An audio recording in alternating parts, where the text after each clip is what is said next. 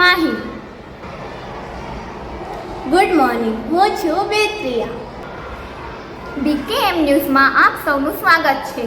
આજની સૌથી મોટી ખબર, અમદાવાદમાં બોપલ વિસ્તારમાં આવેલી બોપલ કેળવણી મંડળ સંચાલિત બીકેએમ પ્રાથમિક શાળા અને બીકેએમ ઇંગ્લિશ સ્કૂલમાં બાળ સંસદ ચૂંટણીનું ખૂબ જ સુંદર રીતે આયોજન કરવામાં આવ્યું છે. શાળાના આચાર્યશ્રી અને શિક્ષકોનું મુખ્ય ધ્યેય એ છે કે બાળકોમાં નાનપણથી જ લોકશાહીના બીજ રોપાય અને લોકશાહીની સમજણ અપાય. અમારી શાળાના આચાર્ય શ્રી શૈલેષભાઈ સરના ગાઈડલાઈન હેઠળ સમગ્ર કાર્યને સફળ બનાવવા તમામ સ્ટાફે ભારે મહેનત કરી છે. આ ઉપરાંત પ્રાથમિક શિક્ષણ દરમિયાન જ બાળકોમાં આવી પ્રવૃત્તિઓનું તેમનામાં લોકશાહીનું ઘડતર થાય છે.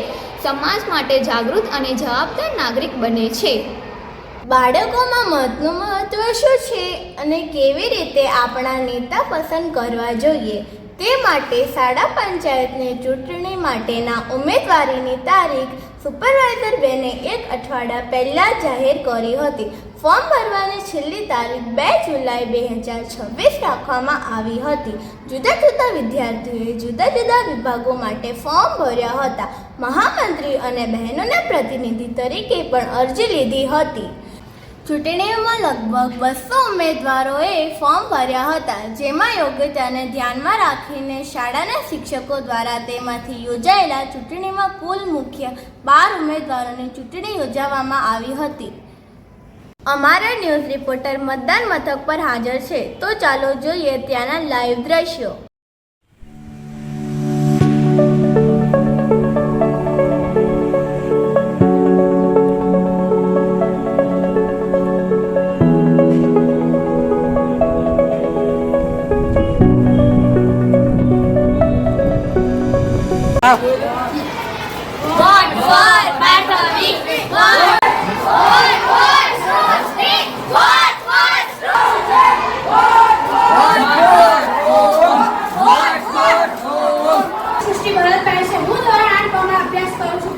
મારું ચિહ્ન પતંગ છે. જો તમે તમારો કિંમતી વોટ આપી મને વિજેતા બનાવશો તો હું તમારું કામ નિષ્ઠાપૂર્વક કરીશ અને શાળાને સ્વચ્છ અને સુંદર રાખવાની થશે.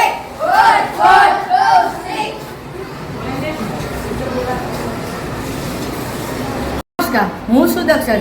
અત્યારે આપણી સાથે શાળાના ઉમેદવારો હાજર છે, તો આવો તેમની પાસેથી જાણીએ કે તેઓ વિજેતા થશે તો શાળા માટે કયા કયા કાર્ય કરશે. આપનું નામ શું છે?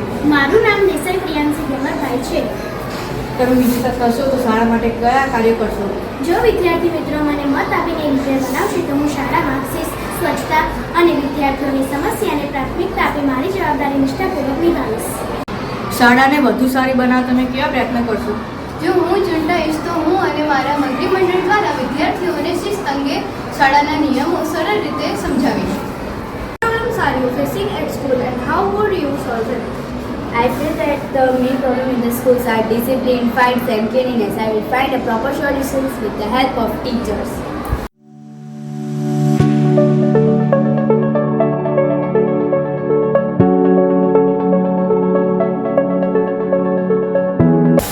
નમસ્કાર, હું છું કૃણાલ.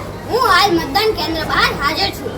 અહીં વિદ્યાર્થીઓ ખૂબ જ ઉત્સાહપૂર્વક અને શિસ્તબદ્ધ રીતે લાઇનમાં ઊભા રહી પોતાના મતાધિકારનો ઉપયોગ કરી રહ્યા છે. સમગ્ર ચૂંટણી પ્રક્રિયા શિક્ષકોના માર્ગદર્શન હેઠળ પારદર્શક રીતે ચાલી રહી છે. તો ચાલો કેટલાક વિદ્યાર્થીઓ સાથે વાત કરીએ. આ ચૂંટણી માટે તમારું શું કહેવું છે? મતદાન કરવાથી જવાબદાર નાગરિક બનવાનો અનુભવ મળે છે. આ ખૂબ જ આનંદદાયી અનુભવ છે. તમે કેવા ઉમેદવારોને મત આપવા માંગો છો? જે ઉમેદવાર શાળાના વાતાવરણને વધુ સુંદર બનાવી નવી ઊંચાઈ પર લઈ જાય તેવા ઉમેદવારને હું જરૂરથી મતદાન આપીશ અને બીજા ઉમેદવારે પણ આપવું જોઈએ.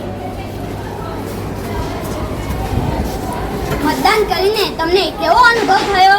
મત આપીને મને ખૂબ આનંદ થયો. આપણા સૌએ પોતાના મત આપવા માટે ઉપયોગ કરવો જોઈએ.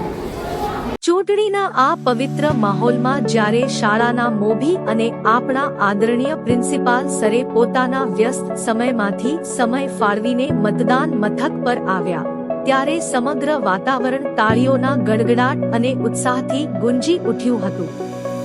જ્યાં માર્ગદર્શક જ પોતે મતદાર બનીને પ્રોત્સાહન આપે, ત્યાં લોકશાહીનો ઉત્સવ 100% સફળ બને. શાળામાં યોજાયેલ બાળ સંસદ ચૂંટણી 2026માં આદરણીય પ્રિન્સિપાલ સરે પોતાનો અમૂલ્ય મત આપીને વિદ્યાર્થીઓનો ઉત્સાહ બેવડાવ્યો. ભવિષ્યના નાગરિકોને લોકશાહીના પાઠ પ્રેક્ટિકલી શીખવવાનો આ એક સુંદર પ્રયાસ રહ્યો. સરના આ એક મતે બાળ નેતાઓમાં પોતાની ફરજ પ્રત્યેની જવાબદારી અને નવો આત્મવિશ્વાસ જગાડ્યો છે. પ્રક્રિયાની વાત કરીએ તો બાળ મતદારને પ્રવેશ દ્વારથી પ્રવેશ આપવામાં આવ્યો હતો. ત્યારબાદ પ્રથમ મતદાર અધિકારી મતદાર યાદીમાં તેના નામની ચકાસણી કરતા હતા. પાછળ બેઠેલા બૂથ લેવલ એજન્ટ તેની ઓળખ કરતા હતા. ત્યારબાદ અન્ય પોલિંગ અધિકારી બાળ મતદારની મતદાન કાપલી આપી ડાબા હાથની આંગળી પર સહીનું નિશાન કરતા હતા. બાળ મતદાર પોતાની મતદાર કાપલી મહિલા પોલિંગ અધિકારીને આપી ત્યાંથી બેલેટ યુનિટમાંથી બેલેટ આપવામાં આવતું હતું. હવે જેની આતુરતાથી રાહ જોઈ રહ્યા છો તે ક્ષણ આવી ગઈ છે. વિજેતા ઉમેદવારોના નામની જાહેરાત થતાં સમગ્ર શાળામાં આનંદનો માહોલ છવાઈ ગયો છે. સૌ વિજેતાઓને અભિનંદન પાઠવી રહ્યા છે.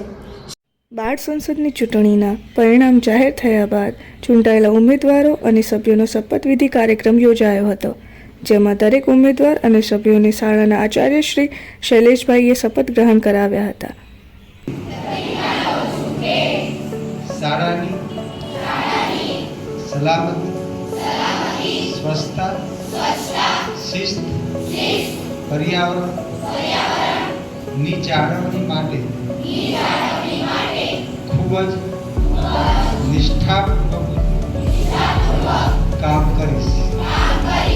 શાળાના વિદ્યાર્થીઓના પ્રશ્નો સમજી વર્ગ શિક્ષક, સુપરવાઇઝર કે આચાર્ય પાસે